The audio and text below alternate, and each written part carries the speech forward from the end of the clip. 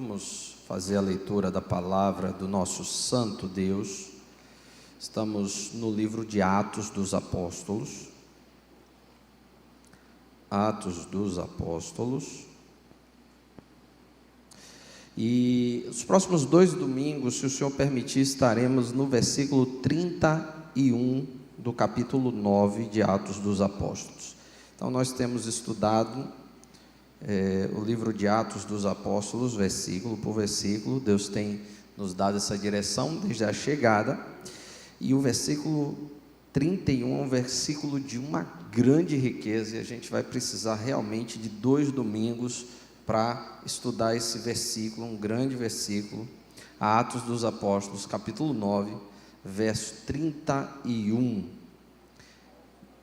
diz assim, Atos 9, 31, se você já achou, olha para o lado, vê se alguém precisa de ajuda, ajude quem precisa de ajuda, faça esse exercício fraterno, de ajudar o seu irmão, para que todos possamos acompanhar a leitura bíblica. Atos, capítulo 9, versículo 31, diz assim a palavra de Deus: Então as igrejas em toda a Judeia e Galileia e Samaria tinham descanso e eram edificadas, e andando no temor do Senhor e na consolação do Espírito Santo se multiplicavam. Em algumas versões tinham paz. Vamos orar. Senhor, obrigado porque o Senhor está neste lugar. Essa é a tua casa, Senhor, e aqui é o teu povo reunido no nome do Senhor. Ao Senhor é devida toda a honra, glória, louvor, toda a adoração. E nós nos alegramos por estarmos na presença do Senhor neste momento de culto, Senhor. E queremos pedir, Pai, que o Senhor fale profunda e poderosamente aos nossos corações. O Senhor já tem nos falado, o Senhor já tem nos motivado, mas nós queremos ouvir agora a Tua voz por meio da Tua palavra pregada, Senhor. Fala com cada um de nós de tal forma que nós saiamos daqui sabendo que não ouvimos homens, mas a voz do Senhor. É a nossa petição, é a nossa oração, que o Teu Espírito Santo ilumine o nosso entendimento, em nome de Jesus, amém. Pode sentar, meu irmão, minha irmã. A vida cristã não é fácil. Já disse um sábio homem, a vida cristã é cercada de dificuldades, e a igreja do Senhor, ela se desenvolve em meio a dificuldades. Enquanto eu orava e eu meditava sobre esse texto, e em princípio eu falei com o irmão Gustavo, a gente vai ter um sermão, mas estudando o texto, eu fiz, não dá para ter um sermão, senão a gente vai sair daqui 3 horas da tarde. Então, vamos dividir isso em 2 partes, mas enquanto eu meditava e estudava, eu lembrei de uma história que eu ouvi de um irmão, muitos anos atrás. Ele compartilhou de sua experiência quando ele se converteu. Ele era uma pessoa mundana e um dia ele foi para a igreja, ouviu o evangelho e ele se converteu. E ele tomou uma decisão por Jesus no domingo de noite na igreja. Na segunda-feira de manhã ele disse que estava em casa sozinho quando um grupo herético que costuma visitar as casas bateu na casa. Bateram na porta e começaram a chamar, e aí ele ficou num dilema: e agora? Se eu disser que estou ocupado é mentira, porque hoje é meu dia de folga. Se eu falar alguma coisa daqui de dentro ou disser que eu já conheço, eu vou estar mentindo. Se eu for conversar com eles, eu não conheço a Bíblia direito, eu acabei de entregar a vida a Jesus, eles vão me enrolar, eu sei que eles são errados, mas eu não conheço a Bíblia. E ele disse que ele começou a ficar naquele dilema interno, e aí, interior, ele disse que veio uma iluminação, veio uma luz, e ele fez assim: já sei, vou para o quintal, vou pular o muro e vou dar a volta. Não preciso responder nada a ninguém, não preciso fazer nada, eu não vou estar mentindo. E aí ele disse que foi para o quintal, pulou, deu a volta, foi passando na frente da casa e eles estavam lá batendo na porta. Ele disse que ainda gritou bem assim: eu acho que não tem ninguém em casa, e foi embora.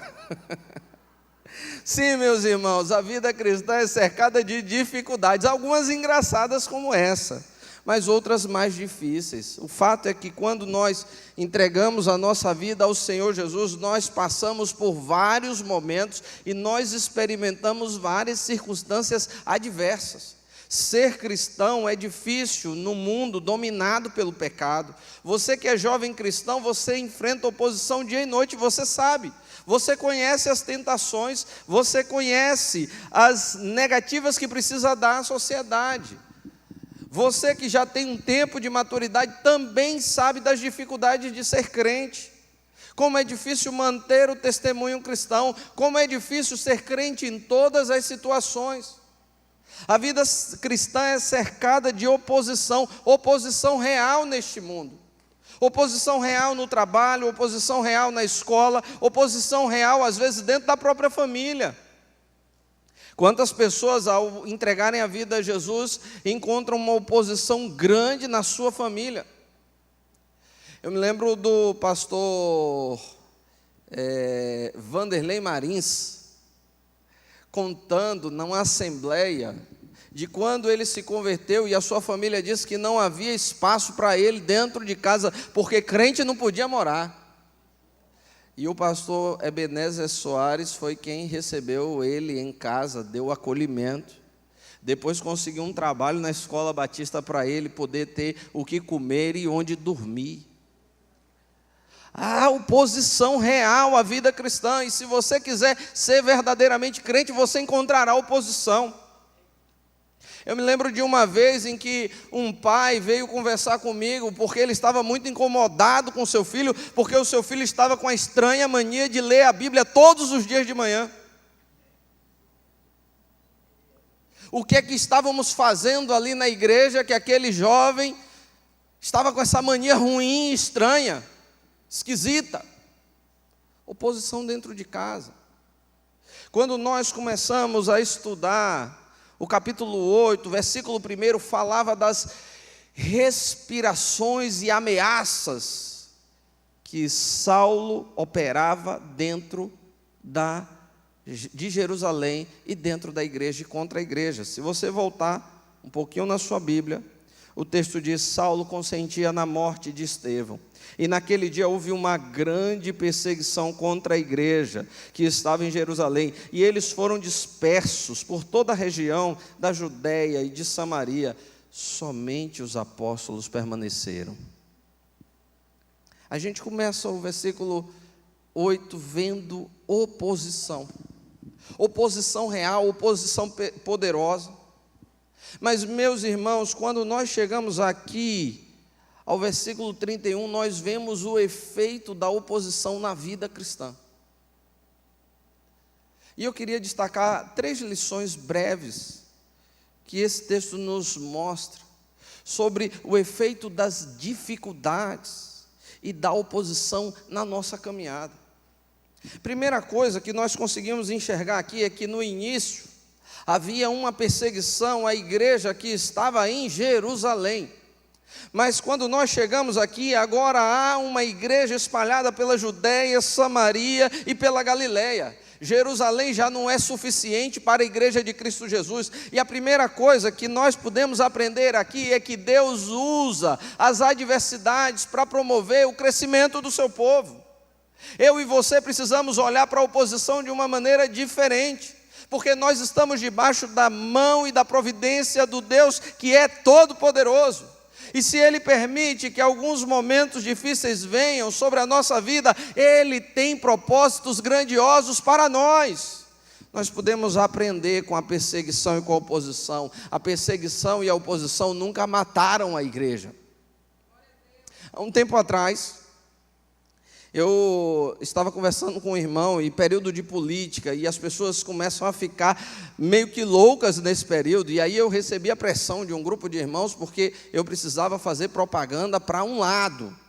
Estou aqui na esquerda, né? Eu tinha que fazer propaganda para um lado, porque como é que pode deixar aquele governo e não sei o que. Aí depois outro grupo de irmãos vinham, aqui para o meu lado direito, Porque o senhor precisa fazer uma campanha, porque o crente não sei o que lá, porque como é que vai, o governo está... E o que eu percebia nos dois lados era o seguinte: é medo do governo, é medo de quem nos governa. Mas deixa eu te falar um negócio, meu irmão: quem governa a igreja é o Senhor Jesus Cristo. Ele não tem partido, Ele está acima de todos os poderes deste mundo. Ele usa toda e qualquer situação para a glória do seu nome. O nosso Deus é um Deus glorioso. E eu e você precisamos confiar no Senhor e não nos homens. Nós lemos isso hoje. Nós precisamos confiar na poderosa mão de Deus. Às vezes nós ficamos abatidos com algumas situações que nos cercam. A igreja sofreu perseguição e isso lhe abateu. Ninguém fica alegre por ver Estevão sendo apedrejado e morto. Ninguém fica alegre por ver irmãos sendo retirados de suas casas, espancados em praça pública. Ninguém fica alegre com o sofrimento do povo de Deus. Mas Deus está atento e Ele continua no seu trono, e Ele continua Senhor, e Ele usa as adversidades para o nosso crescimento.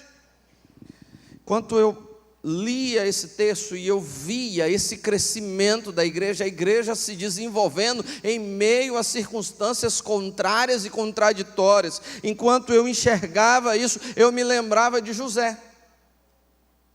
Você lembra da história de José? Você lembra do que os irmãos de José queriam? Eles queriam matá-lo em princípio, mas Deus, em sua providência, não deixou que eles o matassem. Então veio uma ideia brilhante: vamos vendê-lo como escravo. E os irmãos venderam como escravo. E José teve uma vida de muito sofrimento, 13 anos de sofrimento e amargura, 13 anos de injustiças, 13 anos de abandono. E talvez eu e você achemos que Deus se esqueceu de nós em alguns momentos da nossa vida. 13 anos. Os primeiros 11 anos o levaram até a cadeia. Na cadeia ele interpreta o sonho de um homem que está preso sem saber se vai viver ou morrer. E ele diz àquele homem: você vai ser restabelecido, não se esqueça de mim. E aquele homem volta à sua posição, e sabe qual é a primeira coisa que ele faz? Ele se esquece de José. Mas meu irmão, se o copeiro do rei se esquece de você, não se preocupe, Deus continua com você diante da sua mente. Deus continua lembrando de você, Deus continua cuidando de você. Deus lembra-se sempre de José, e Deus está conduzindo aquela difícil trajetória de José. Quando nós chegamos em Gênesis, por favor, minha irmã, Gênesis 41, versículo 52. José agora está numa outra condição, e ele está tendo o seu filho, e olha o que ele coloca ali. E ao nome do segundo, ele chamou? Por quê?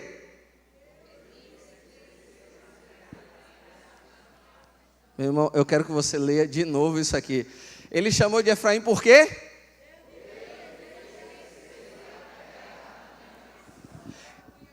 Esse mesmo Deus é o nosso Deus, é o Deus da igreja. Ele nos faz crescermos na terra da nossa aflição. Ele está no controle de cada detalhe da nossa vida. A igreja começa em Jerusalém, mas há uma palavra de Deus, há uma palavra em Jesus, em Atos 1:8. Vocês serão minhas testemunhas, tanto em Jerusalém, como em toda a Judeia, Samaria e até os confins da terra. E essa promessa de Jesus está começando a se cumprir. Tá certo, não foi do jeito que eles imaginavam, mas o Senhor está velando por fazer a sua palavra se cumprir. Agora a igreja já está em toda a Judeia e toda a Samaria, agora só faltam os confins da terra.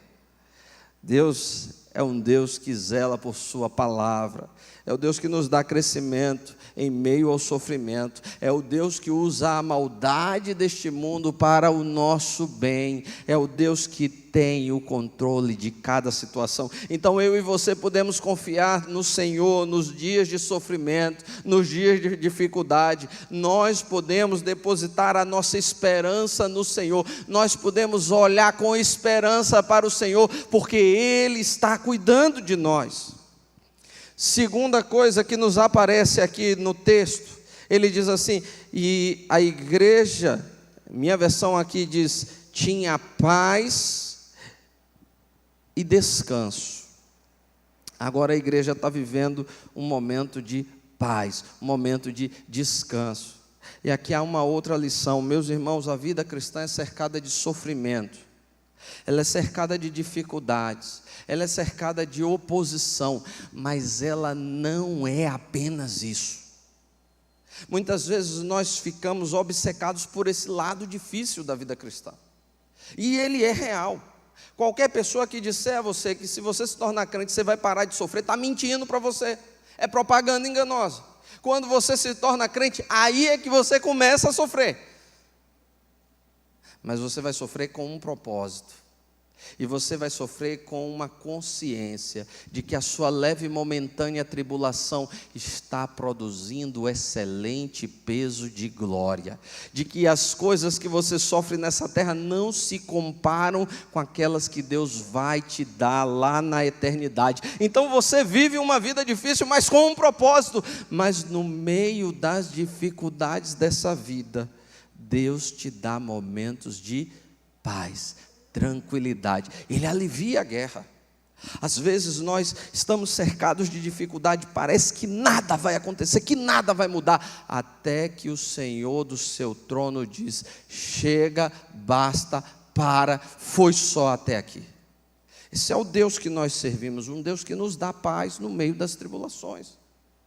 Um Deus que nos ensina a caminharmos nas tribulações, sabendo que o choro pode até durar uma noite toda, mas de manhã vem a alegria, a paz do Senhor para o seu povo, a esperança do Senhor para o seu povo. Há momentos de regozijo nessa terra e de descanso para o povo de Deus, e eu e você devemos buscar também esses momentos.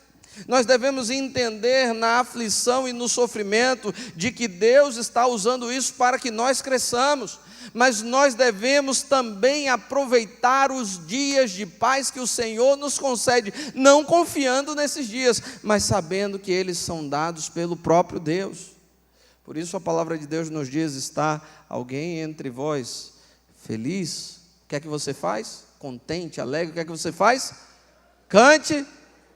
Nossa, como nós somos felizes, né? Nós cantamos louvores ao Senhor. Está passando por aflição, o que é que você faz? Ore ao Senhor, busque ao Senhor. Então a vida cristã não é só aflição, a vida cristã também é celebração. A vida cristã também tem momentos de alegria. A vida cristã também é recheada de paz, a paz que Jesus nos dá, a paz que o Senhor nos dá e que excede todo o entendimento. Há uma promessa de paz do Senhor para cada um de nós, uma paz que é extraordinária. Meus irmãos, nós que somos pastores, nós andamos em cemitério, eu acho que mais do que todos os irmãos. Para andar em cemitério como a gente, só o irmão Eudes, né, e o corpo diaconal. A gente vive em cemitério. E cemitério é um lugar de quê? De quê? De que é o cemitério? É lugar de quê? Aflição, né? Tanto é de aflição que os nomes geralmente é o quê? Não sei o que lá da paz, sossego, descanso. Porque sabe que você já chega lá atordoado. Mas, meus irmãos, quando a gente vai ao cemitério com uma comitiva de crentes, existe paz. Quando você está acompanhando um crente em estado terminal, ele está enfrentando a luta, ele está enfrentando a dor, está sofrendo, mas ele está tranquilo, porque ele sabe para onde ele está indo. Ele sabe que logo, logo ele vai ouvir assim, ó: servo bom e fiel, entra no gozo preparado. A paz, meu irmão. Deus nos dá paz e nos leva a termos paz durante a nossa jornada, mesmo nos dias de agrura. A igreja agora encontra uma paz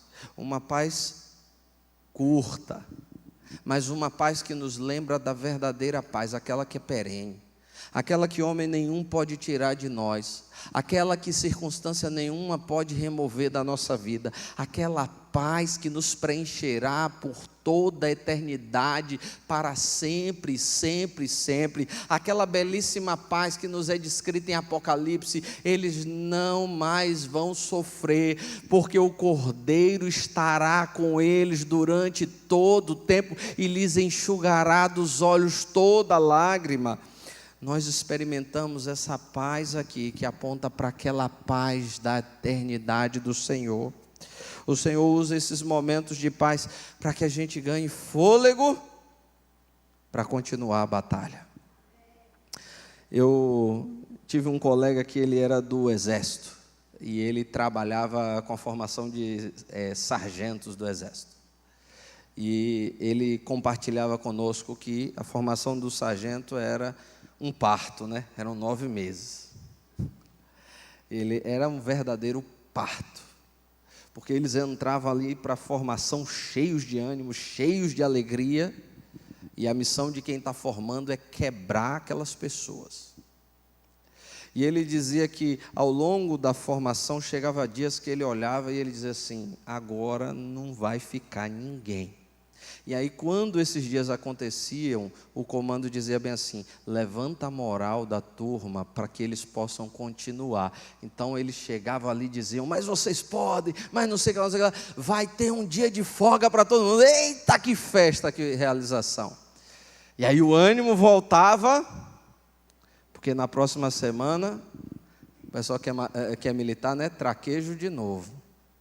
Luta de novo, batalha de novo. Então o ânimo era para ter fôlego, para continuar a jornada. Deus nos dá dias de paz, para a gente recuperar o fôlego, para a gente continuar a nossa longa jornada, até o dia em que a nossa recompensa nos será dada. E ele dizia assim: olha,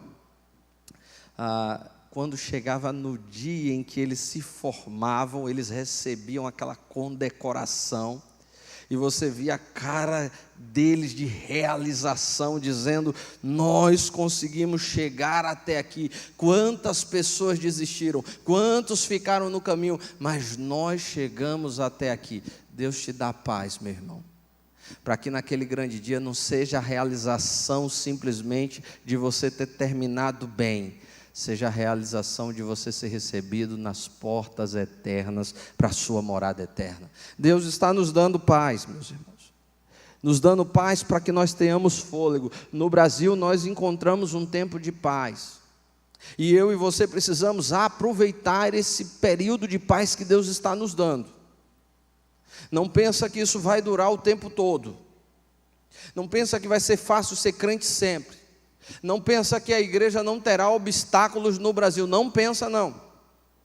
Nós essa semana celebramos o aniversário dos batistas no Brasil, primeira igreja batista no Brasil. Eu não sei se você sabe, mas teve missionário que levou paulada, teve missionário que levou pedrada, teve mulher convertida que foi assassinada a pedras aqui no nosso país, e não faz muito tempo. Crentes que foram colocados para fora das suas casas, que tiveram seus negócios destruídos, e não faz muito tempo. Então hoje Deus nos dá um tempo de paz. Aproveitemos para espalhar o Evangelho, aproveitemos para anunciar a mensagem do Senhor, porque nós encontramos paz. Deus está nos dando esse tempo de paz como igreja, para a gente avançar, para a gente olhar para as almas que se perdem, para a gente olhar para a nossa nação, para a gente olhar para as multidões, para nós orarmos, para nós avançarmos como povo de Deus. Deus está te dando essa paz para que você aproveite ela, para que a sua família seja trazida ao reino de Deus. Ele está nos dando essa paz para que os nossos amigos sejam trazidos ao reino de Deus. Aproveitemos esse tempo de paz. Mas a paz neste mundo é passageira.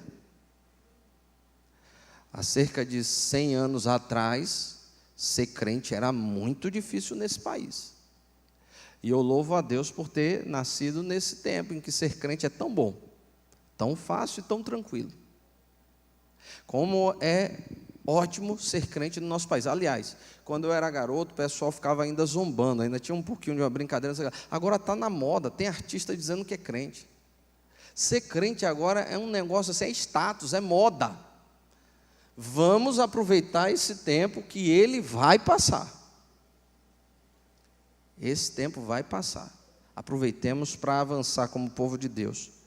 Mas o final, o texto diz que as igrejas eram edificadas. E é muito interessante isso aqui.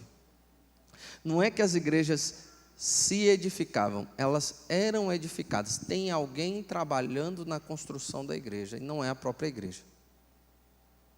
Tem alguém operando na construção da igreja.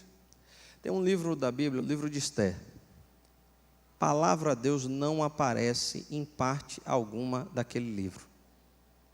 Mas, meus irmãos, quem é que está dando livramento àquele povo? Quem é que está fazendo Esther ser escolhida mulher do rei? Quem é que está tirando o sono do rei para que ele olhe a história de um tal de Mardoqueu? Quem é que está colocando no coração do rei o desejo de ajudar aquele tal de Mardoqueu? Quem é que está fazendo com que a esposa do rei seja alvo do que quer destruir o Mardoqueu? Quem é que está fazendo isso? O nome não aparece, mas eu e você sabemos.